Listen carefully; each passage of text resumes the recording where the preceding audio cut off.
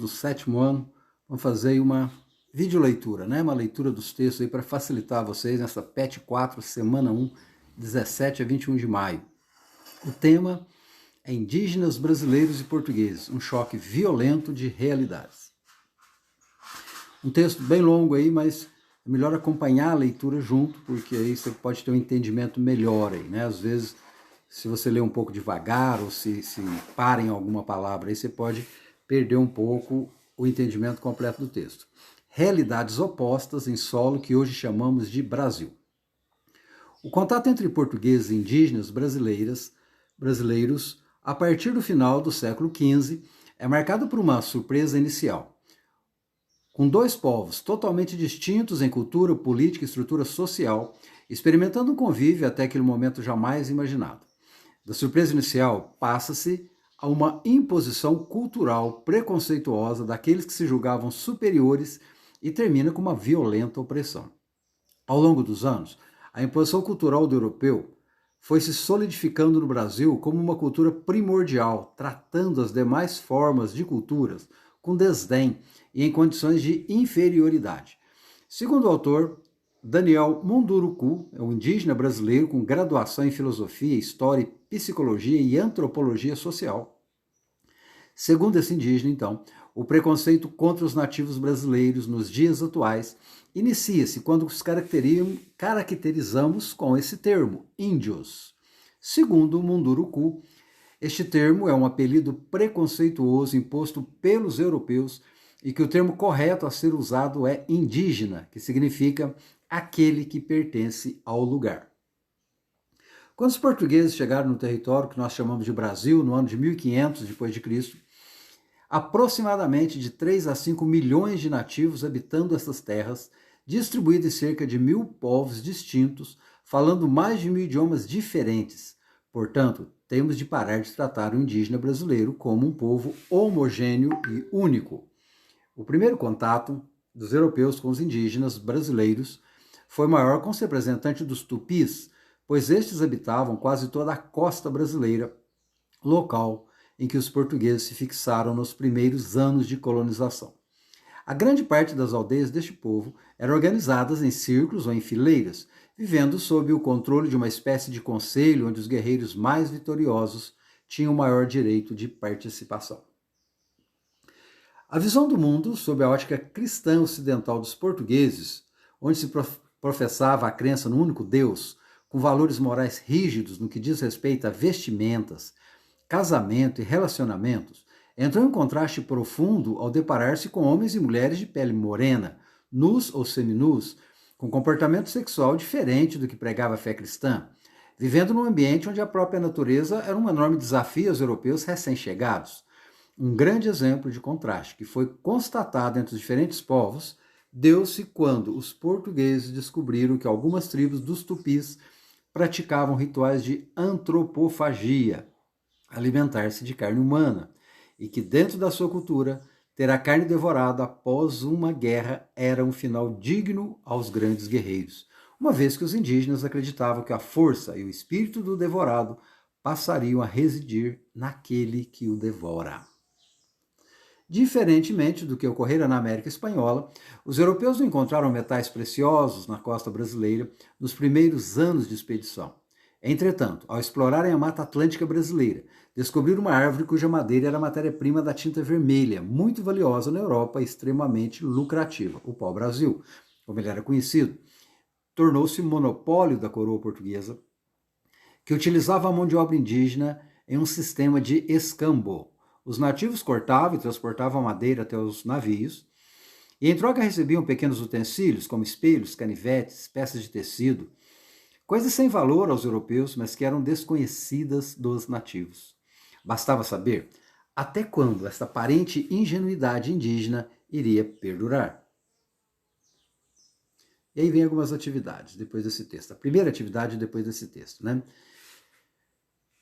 Perdão. De acordo com o texto, o choque de culturas tão diferentes como era dos portugueses e dos indígenas brasileiros trouxe, além da surpresa, uma imposição de uma cultura sobre a outra. Na sua opinião, ainda hoje existe na sociedade global sociedades que tentam impor suas características culturais sobre as demais? Justifique. A gente está falando agora de quando uma cultura é considerada a única verdadeira, a melhor, e que todos os outros começam a seguir. Já vou te adiantar que tem. Se você observar no mundo de hoje, pensa no mundo virtual, pensa nos influencers, pensa nos países mais ricos, pensa e responda. De alguma forma, existe ainda essa tendência de querer impor uma cultura que todo mundo acaba consumindo aquela mesma cultura como se ela fosse a única. É disso que eu quero que você fale nessa atividade. Depois vem um outro texto falando sobre a resistência indígena. A convivência pacífica entre portugueses e indígenas era pautado na troca de conhecimentos culturais e relações sociais de exploração, como o escambo. Resistiram somente até o momento em que os europeus decidiram escravizar os nativos da terra, buscando impor suas vontades através da força bruta, violência e armas de fogo. Buscando impor suas vontades através da força bruta, violência e armas de fogo, os lusitanos, que são os portugueses, saquearam aldeias, sequestrando pessoas, obrigando-os a trabalhar nas lavouras. Apesar da defesa dos clérigos e religiosos católicos, que condenavam a escravidão indígena, os portugueses tinham autorização da coroa portuguesa em escravizar aqueles que se enquadrasse em guerra justa, que no caso era quem se recusasse a se converter ao cristianismo. Existia neste momento uma barreira cultural muito importante na resistência dos nativos em trabalhar nas lavouras. Primeiramente, a grande maioria das tribos não entendia a necessidade de produzir mais do que precisavam para suprir suas necessidades.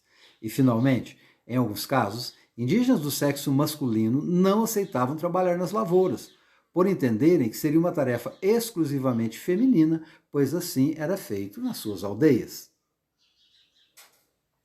Um dos grandes exemplos de resistência indígena organizada contra os portugueses aconteceu no atual estado do Rio de Janeiro, onde aldeias da etnia Tupinambá, envolvendo os Tupiniquim, Aimoré, Temiminó, uniram forças para resistir ao domínio de Portugal, no que ficou conhecido como a Confederação dos Tamoios.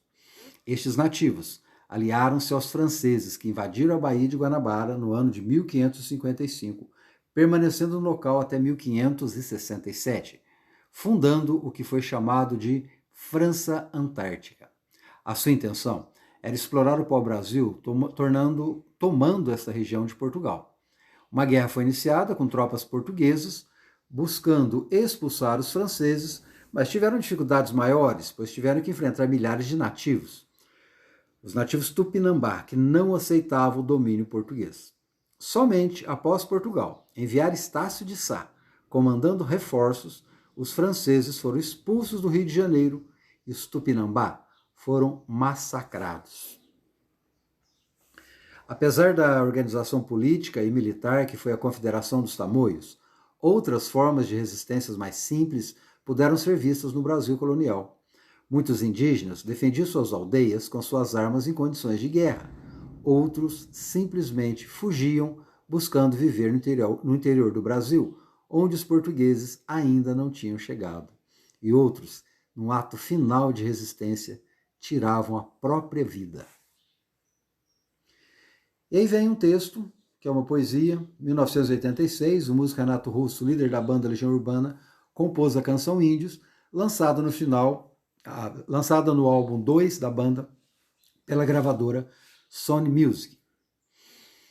Quem me dera ao menos uma vez ter de volta todo o ouro que entreguei a quem conseguiu me convencer que era prova de amizade, se alguém levasse embora até o que eu não tinha.